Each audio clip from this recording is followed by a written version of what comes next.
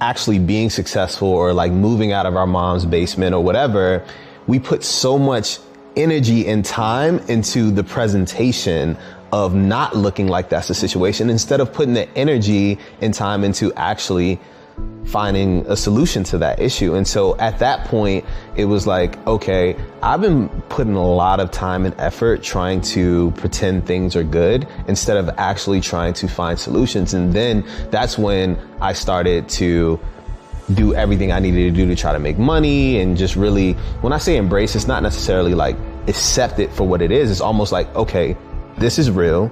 I need to figure this out. Take in your surroundings, you take in the people around you, you see how they're making money.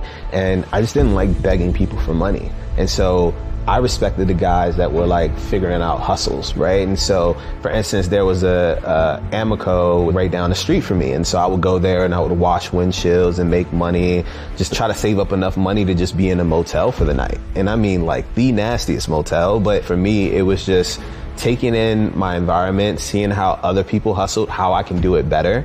Someone taught me how to play drums on buckets and things like that. And so, you know, I just tried to do any type of hustle that I could.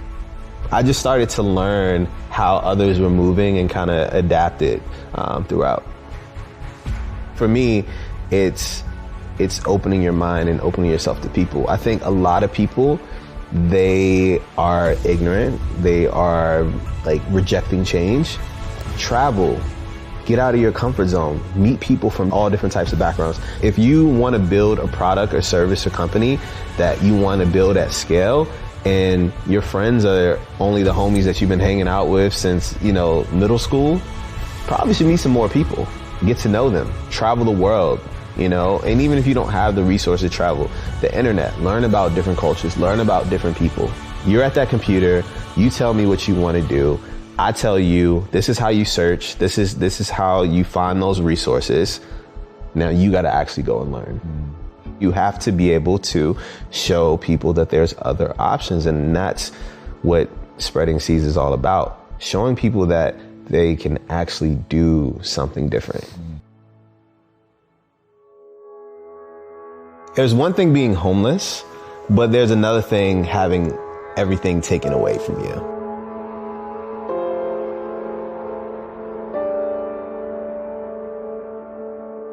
I was literally living out of my car. And so even though I was homeless, I was still trying to uphold the appearance of everything being okay. When that moment happened, it was like, whoa, this is rock bottom, because now all my clothes are gone. All the cool shoes, all the things that were material, that, you know, I tried to fake it until I figured things out, were gone now. And not only that, all the elements. So now rain and snow and all these things can get in the car. So it was like mildewy and smelly. And so I smelled, right? And so for me, in that moment, I understood that, wow, I thought things were bad, but things are really, really bad at this point. And now I can't pretend anymore. I just have to really embrace this. I think a lot of times when we're going through things, we kind of try to figure out how we're going to finesse our way into people not knowing that things are wrong, instead of just saying, this is my life. This is real now. You have like these brief moments of kind of peace until like the next accident happens, right? And that's just life in general. You know, it's never going to be complete smooth sailing. One of the things that I've noticed about a lot of people is that they let the hardships and the things that happen in their life, failure, stop them from, like Aaliyah says, you know, dust yourself off and try again, right? And for me, I've just never let anything or anybody prevent me from achieving what I want to achieve. And so I've always had this relentless mentality. And if you say I can't do something, if I fail, if I, you know, mess up, it just motivates me even more. I just become even more hungry. And so I've always just had this, you know, relentless mentality. I don't take, you know, no for an answer. I don't take failure or accept failure at all. And it's just always been kind of in my heart to not give up. It's the rose that grew from concrete, right? It's like, no matter how terrible a situation is, no matter how bad it is, there's still going to be a rose that grows from that concrete. And I feel like I was that right? No matter what my situation was, I was built for this. I was not going to let myself fail, right? And I have that mentality. And I understand that now that I grew from that concrete, I'm starting to plant my seeds, and there's more roses growing.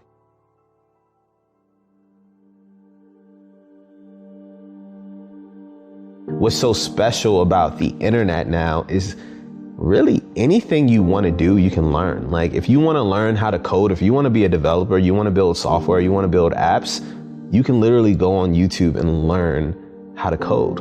And so what I would tell that person is, what do you want to do? Tell me anything. What do you want to do?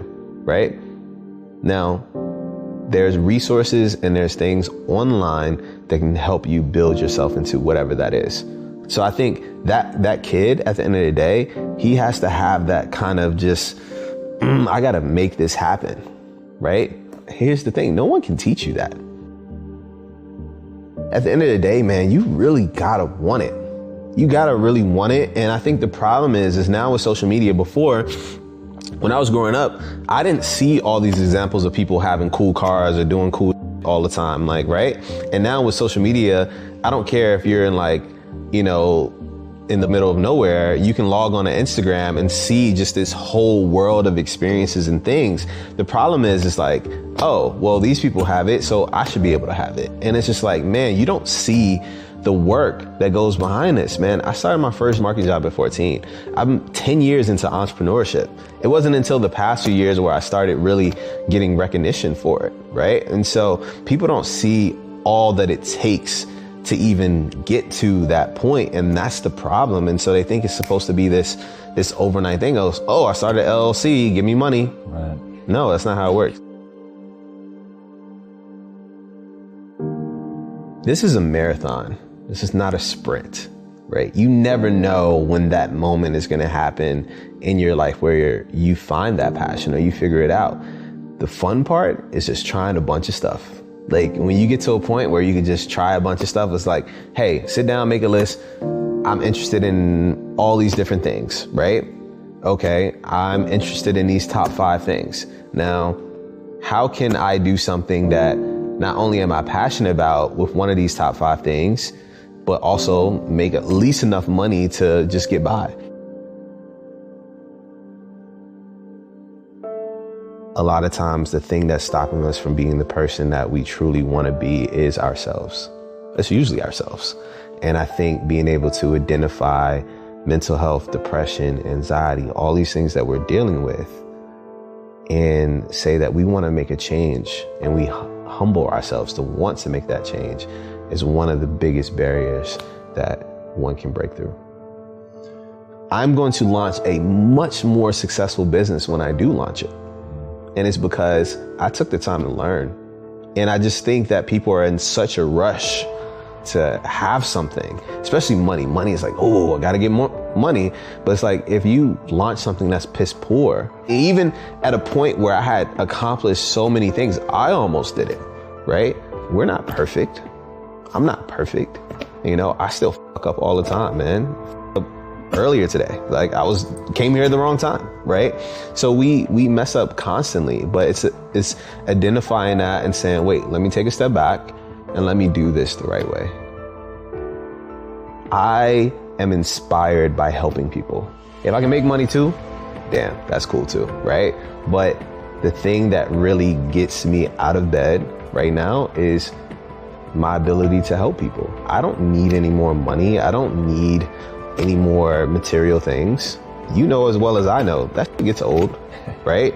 And you know, it feels good temporarily, but it doesn't really hold any weight or substance. And so the thing that I feel like our legacy is, how do we affect as many people as possible in the most genuine and impactful way, right? And for me, that is what drives me today.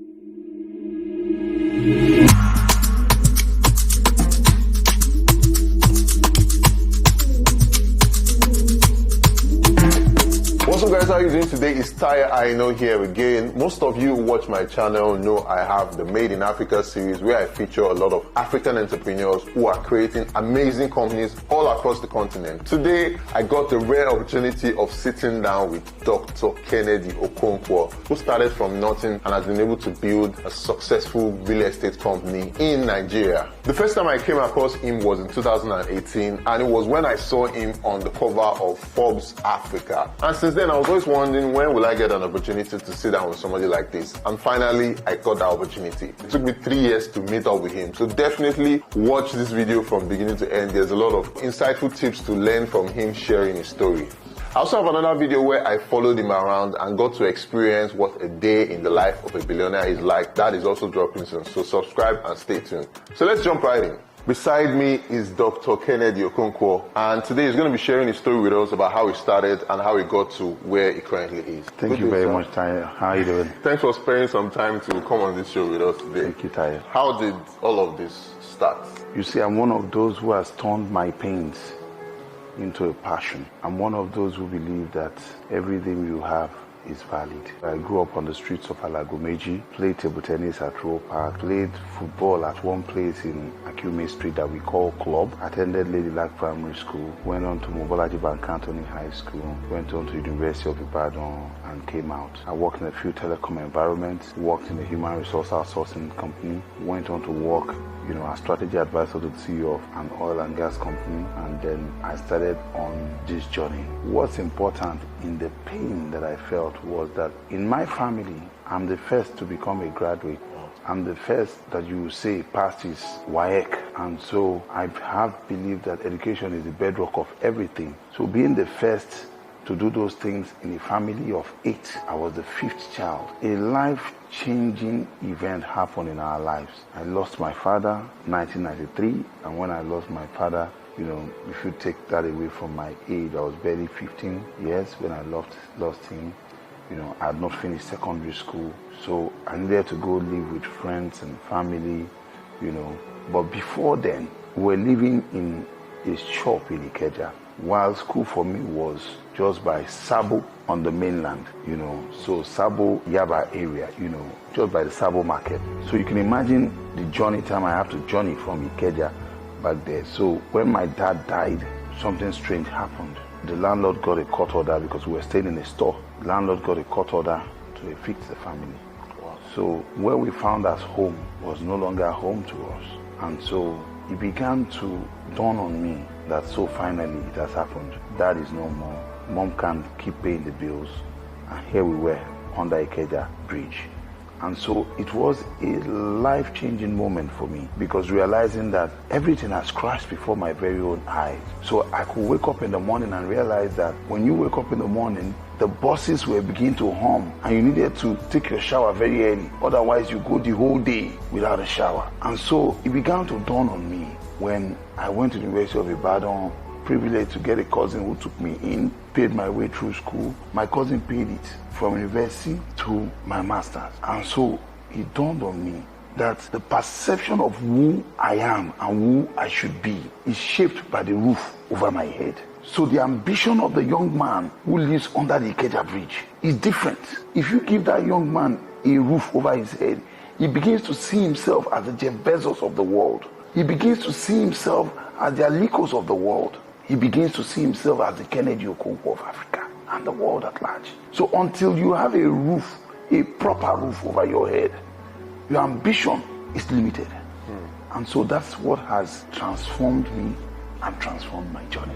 How did you get started in the real estate industry? Like getting your first property? My cousin that paid my way through school, he had a lot of businesses that he was doing. So one of them was real estate also. So he was building local government headquarters while I was in school. So I could go to the site, I could go see what they were doing there. While I was in school, I wasn't studying engineering, I was studying psychology, but all my holiday jobs were in the construction site, or in the store in the cotton. And so I learned business at a very early age. So my interest in real estate started from that point. So by the time I left school and, we were working in telecom companies, what struck me was that I had an opportunity to link up somebody who was looking for a house with somebody who knows the owner of the house, and we sold the property in VGC in 2001. And so when we sold the property in VGC in 2001, I made about 280,000 naira. And with that 280,000 naira, my journey started. I bought a Nissan Sunny 1988 model for 240,000 naira. Put some good sound system there and bought some Okrika shirts and chinos so I could look fresh on the street. So wait, you used the first money you made to buy a car. To buy a car. And that was a very stupid ideology. I tell you, very stupid, because then Sogotedo was just about 100,000 naira per plot of land. So, but what was on my mind was that, man, fresh out of school and there to show to the world. I had a vehicle that I was using, a Honda Bullet, one of my cousin's former official vehicles that was getting very old. I was using that to go to work, but the truth is we were about 5 cousins living with him, and so everybody was struggling for the vehicle. Of course, it seemed like as if I was his favorite because I was his PA doing everything for him, but the others were fighting me. So I needed to make a statement that without this car, I could survive. So when I got my first deal, it was you didn't think no-brainer. I didn't think, let me get this vehicle. And so, well, the vehicle also it came with its own levels, I could access certain place with good sound system, air conditioned, and that vehicle was manual. So all the time I was always repairing the clutch. Wow. Because I didn't know that anytime we were approaching a bend, you needed to slow down completely. So the mechanics were collecting my money. And that was the mistake I made. But the lessons that I learned from those experiences is what has brought me this far. That was the first deal? That was the first deal. And so after the first deal, I was doing real estate freelance while still working. Okay, well, you were selling for other people, you not started developing yet? No, don't forget my background. Yeah. So I was living with my cousin, working for my cousin. I set up a car hire business, with the vehicle, because by the time I had one, I had another vehicle. So my 2 vehicles, when I'm dropped off at work, my 2 vehicles go and they go and make money for me while I'm at work. I'm an advocate of, cash flow. And so what am I doing with the vehicles when I'm in the office, when it's not needed? Don't forget I'm a bachelor at that point in time. When I was living in Oniru, I realized that the people that were developers there were like meat sellers, furniture makers who were based on the mainland, and they will come and collect those long leases from the Oniru families, because there were like 200 units of them, small parcels of land shared by the Oniru family, the then king, to their family members on 30-year leases, So, and most of them didn't have money to build, and the leases were running. So they were looking for opportunities, people to come and assist them. I got there and I started this journey of, okay, give me one of the land, let me develop. And so how do I raise the financing? I'll go and meet my guys in the office. I have this deal I want to build. I don't have money. They'll borrow me money. And in return, I'll give them interest. That was what I was doing. And after a while, I realized that I had 1, 2, 3, 4, 5, and I was getting cash flow from them. So when the money comes, I pay back what? We're using about 1.3, 1.5 million naira to build those bungalows back in the days. And so when you build them, you are secured XYZ number of the 15-year leases on those houses. And we're generating the first one. I was getting rent of 230,000 naira. By the time I was doing the last one, rent was already 650,000 naira per room and parlor apartment. Timi Dalkolo lived in that estate. Omaomi lived in that estate.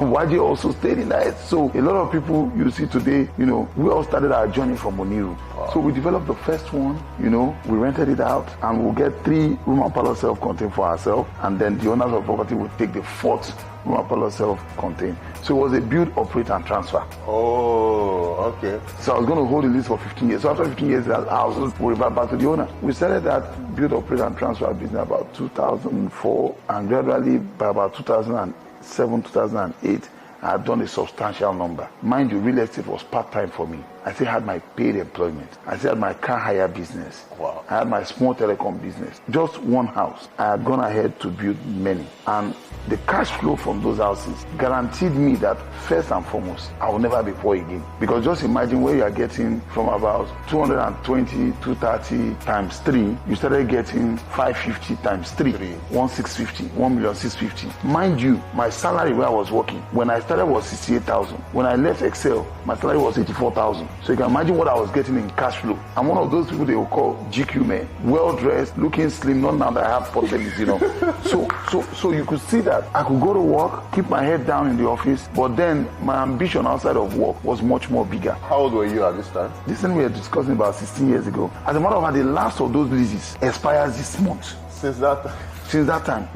my story will be incomplete if you don't mention how I got to Oniru. That I got to Oniru as a tenant. I left Oniru as an owner of plenty properties. So what I say out of it is that opportunities are everywhere. How do you sieve it when you find them? A lot of people wake up, they say they don't have money. I didn't have money, but my dream is bigger. And then so the question is, when those opportunities come, how do you generate creative finance to do it? There were a lot of times I was writing letters to people and presentation slides to say, come and invest in this so that you get XYZ. I'll give you my positive check as guarantees. The ACs for my first office were bought with the checks from my wife. She was my girlfriend then because she was working in a bank. What were some of the challenges you faced? Finding the right people, building the tribe that could take you from point A to point B. I was working in the era where a lot of Nigerian companies were going outside Nigeria to go and get, expatriates that were Africans that were based in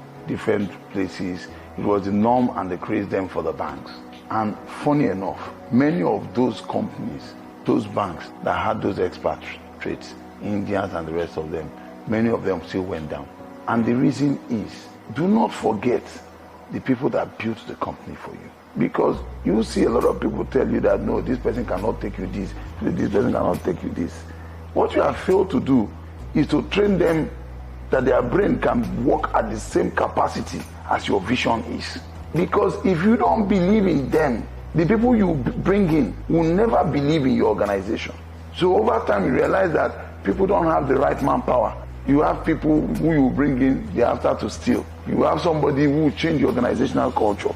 Many of those who are leading banks today, if you check well, some of them went to GT Bank Training School.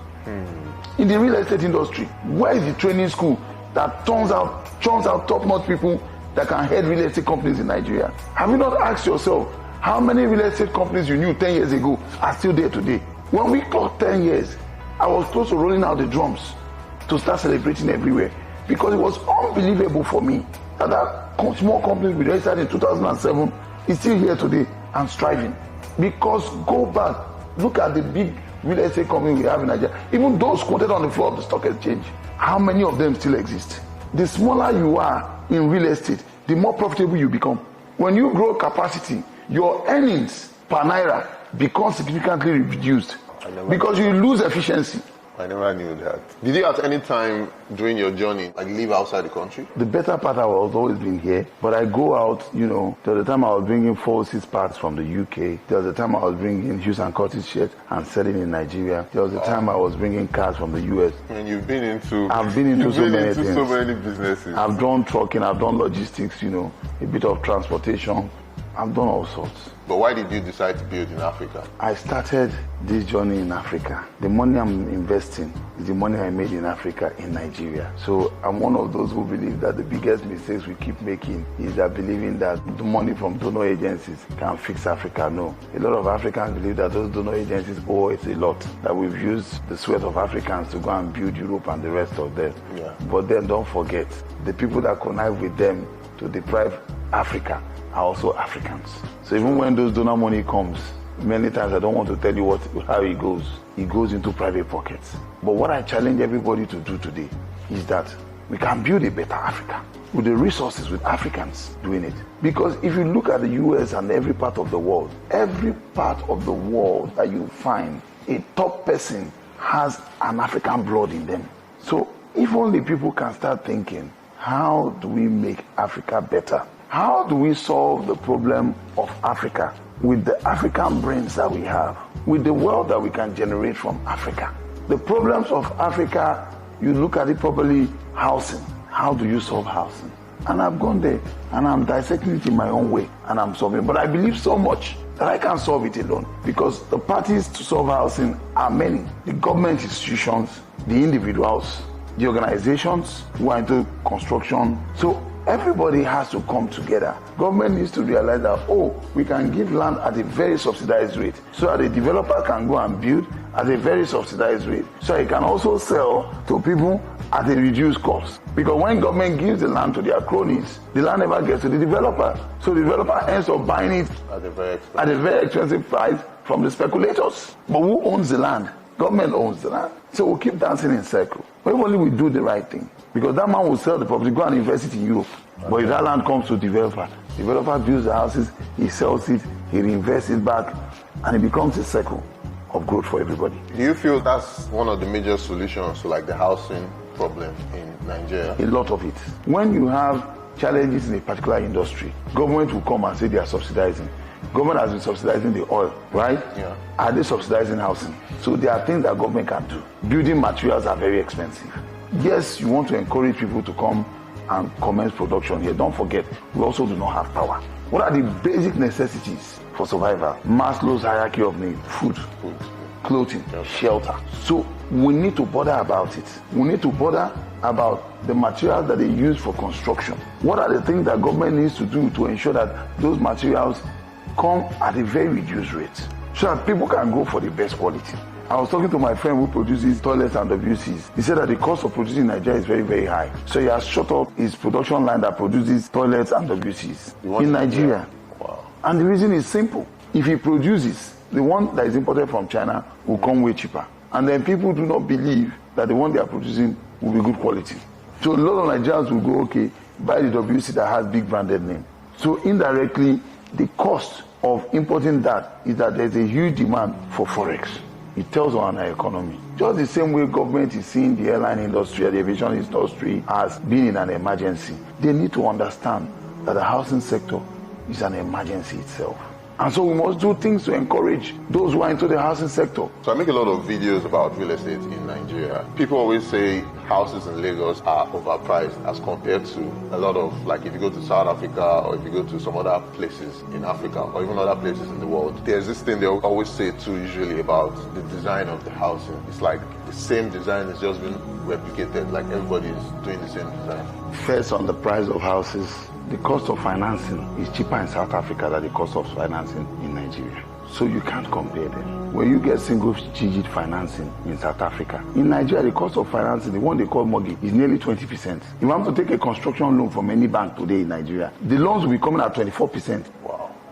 So the question is, how will the real estate company survive? What does their margin look like? That means if it's a project that must finish in 1 year, my margin to accept that project and embark on that project must be about 45%. So when I pay the banks their bit of it, I'll be left with about 19% or 18% or 12%, or by the time I also pay agent 12%. Now if I run that project over 2 years, the cost of fund is double. That's why a lot of times people who go high rise, they end up nearly losing money or trying to cut corners by adding additional floors. And the question about the design? The design is improving a whole lot. Like, if you watch some of my posts in recent times, we just launched our 2022 home collection designs. Like for me, a house is like a car. Tweak it a little bit, change it. What they want in the inside is nearly the same. This is our generation of young urban professionals. What they want is nearly the same. Big space toilet, big space master bedroom, big walk-in closet, mighty kitchen, care so little about the sitting room because they spend less time there. Do you understand? Does it have a dining? Does it have storage? But then you can change the exterior look. Touch it here, there, technology-enabled homes. And then when you do all of those things, you give it it becomes another project. So we have a new design. So you can take the same design, look at the very cool manufacturers. They will produce a particular design, tweak it a little bit every year. It's the same process for us as an organization. Where do you see your company in the next 5 years? We're going global. We're going to have our footprint across different parts of Africa first. Build a Nigerian real estate company in Ghana, build a Nigerian real estate company in South Africa, build a Nigerian real estate company in Rwanda, go to Angola, go to Congo, If foreign companies can come here and establish branches in Africa, why can't African companies establish branches in Africa? We need more of that. Coming so far on this journey, how does it feel to be where you are now? I don't feel any different, and I'll tell you why.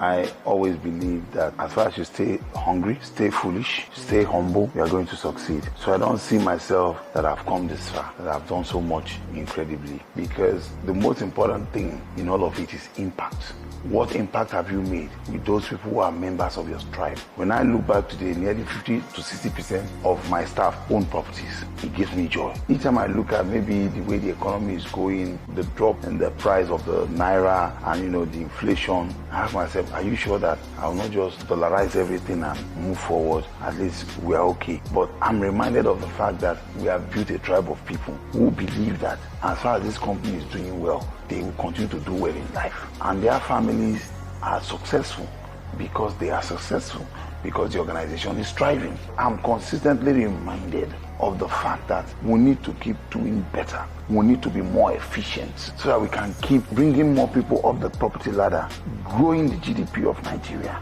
growing the GDP of Africa. And you can only do that if we keep striving and doing the things that we are doing and doing it better. There are lots of upcoming entrepreneurs out there who are watching this and who are inspired by your story.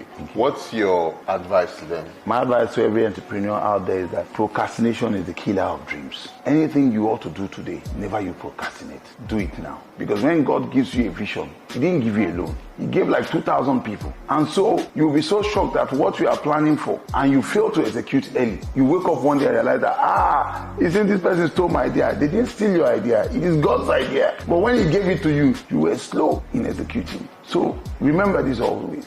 Procrastination is the killer of dreams. That's a nice way to round this off. Thank you very much, sir, for sparing time to share your story with us. And Thank you. I'm sure a lot of people out there who are watching this are inspired by your story. So guys, I'm going to put the link to the real estate company down below. Wherever you are in Africa, if you're interested in buying real estate in Nigeria, definitely reach out to them. And I'm sure they're going to give you like Special discount. Special deals. That's all we have to share with you guys today. If you like this video, please hit the like button and subscribe to the channel. We are almost at 300,000 subscribers. Definitely we'll see you guys in the next one. Peace out. Thank you.